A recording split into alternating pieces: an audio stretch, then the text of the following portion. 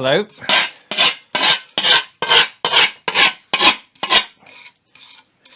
Hello. You join us as we are industriously sharpening tools. Or scraping rust off. Or cleaning up the tools. Yeah, exactly. Oh, feel that edge now. Oh, yeah. Yep. That's got to be a bit more effective. Yeah, that will dig the moles in half. Not that we're trying to dig moles in half. Yes, welcome back to the channel and thanks for joining us. Today Julia's come in to help me sharpen the tools. Got to get the good woman working hard to assist, as it were.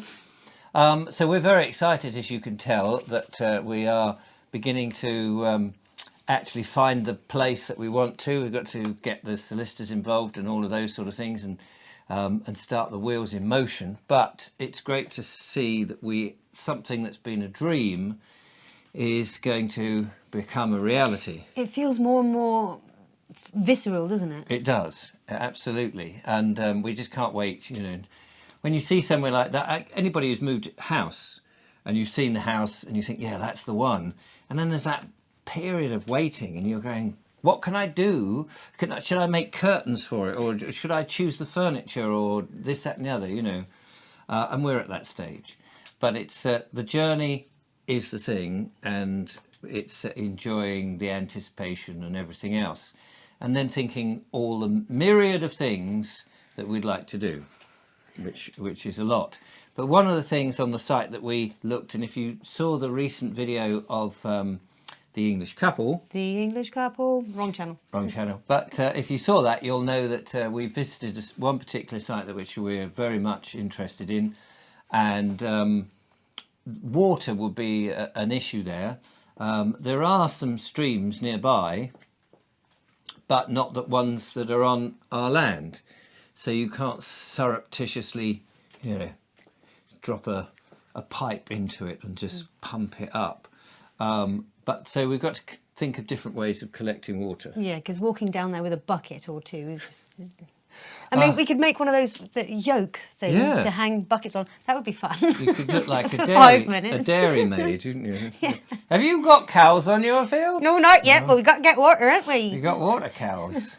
Yeah, so we obviously, you know, if we can collect water through various mechanisms from rain and get it into water butts, that will be good. Although it doesn't always rain, of course, and what with the weather manipulation that we've seen in recent years, we know that they can cause droughts or what have you. And if there's copious amounts of rain, we'll need hundreds of buckets to get it. So that's one problem. So we saw a video of some guys, a family off-grid, and they built this pond. Yes. It's a massive, great big pond. We wouldn't be able to do that. And I'm not sure I could, you know, dig a massive, great big pond with a shovel. But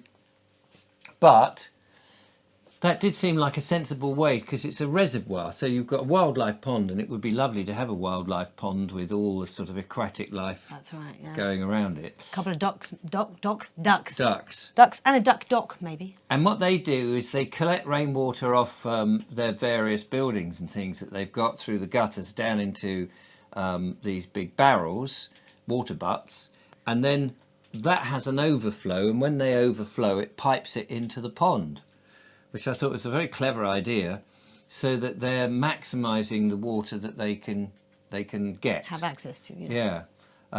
So that would be quite good.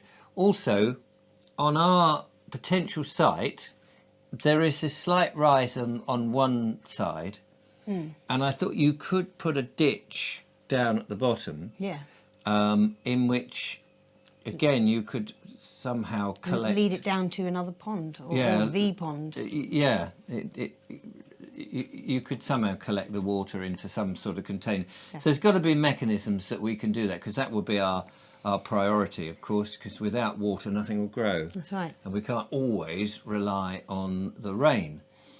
So that's very exciting, but as you can see, we're both very keen to get cracking now. This has been a dream for a long time, as many people will know, and many people have said, the naysayers have been out there saying, no, you're not going to do it. And I'm sure they'll come up with some other negatives about what we can and can't do, but we're not worried about that. No, we're not going to give them ideas. No. So we're going to need to, there's something for you to clean up. We're going to need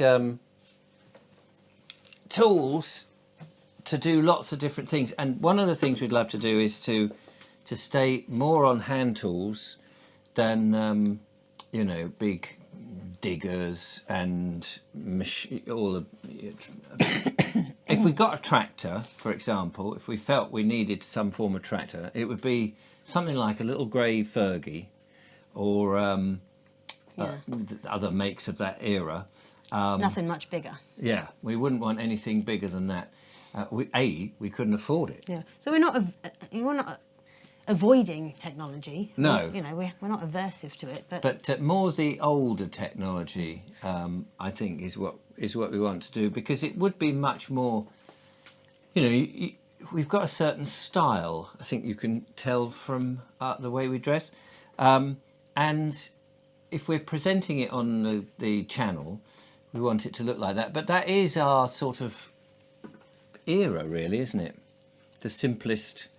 The going back rather than our aesthetic. Our aesthetic, yeah. I mean, you see lots of other people and they're wearing lots of man-made fibres, and then they're being all off-grid and what have you, and that's fine because they're not trying to necessarily do that. But if we could make our own linen shirts and our own what do they call those hard things? Hessian jackets, horsehair coats, you know, and hardy sort of stuff.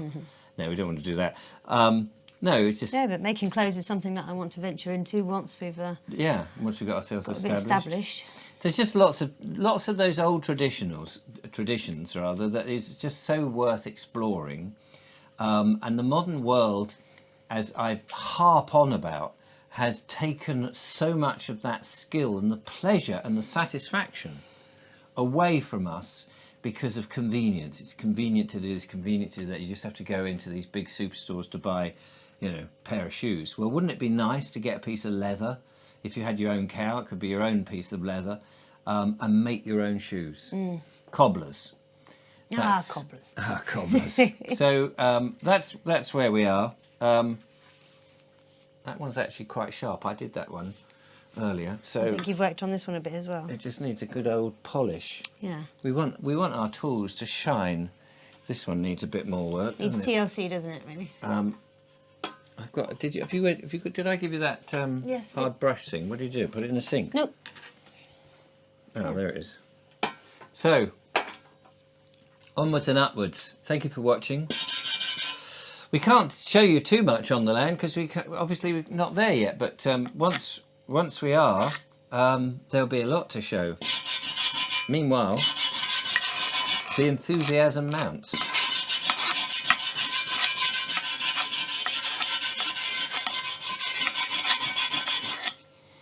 Well, I could do my teeth with these. I don't recommend it.